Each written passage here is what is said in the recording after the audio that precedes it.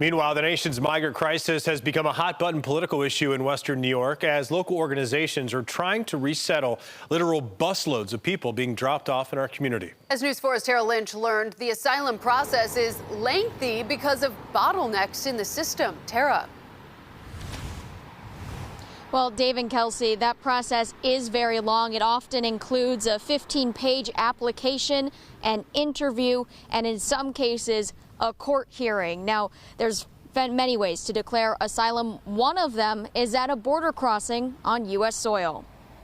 The question really is a legal question today. Do they meet the standard of relief to be granted asylum or not? It's actually a hard standard to meet. A lot of them won't meet it. Declaring asylum at the border has been a legal process for decades. Previously, asylum seekers were held at a detention center to await a court hearing. Now they're being released, and border states are transporting the asylum seekers to northern cities. Jennifer Rizzo Choi is the executive director of the International Institute of Buffalo and is a pro bono immigration attorney. She says asylum seekers have to fill out a lengthy application that requires documents to prove identity, and the applicant has to acutely articulate how they're being persecuted and provide evidence, which is a significant burden to prove. Most asylum cases will end up in immigration court with a trial in front of a judge. You have to demonstrate that you are someone who is outside of his or her own homeland, who cannot return home because you have been persecuted or you fear future persecution on account of your race, religion, nationality, political opinion, or particular social group.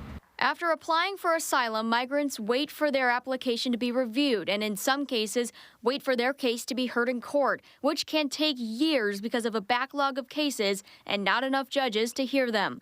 Asylum seekers can apply for work authorization and begin working as soon as 180 days after filing the application. Those two things are also factoring in where people are in their various states of can they pay for themselves, can they support themselves, etc.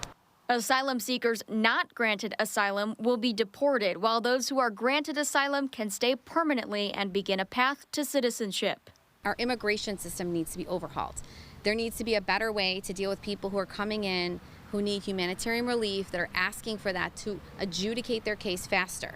It's not reasonable to say, okay, wait 5 years. Jennifer Rizzo Choi says that Western New York has been home to asylum seekers for decades, and it is important for the community to continue to be welcoming. Now, meanwhile, in Cheektowaga, we are expecting to learn more about a building inspector report that the town board asked for at their last meeting 2 weeks ago that would determine if the hotels there are functioning as hotels or shelters. We are expected to learn more about that tomorrow at the town board meeting. For now, live in Buffalo, Tara Lynch, News 4.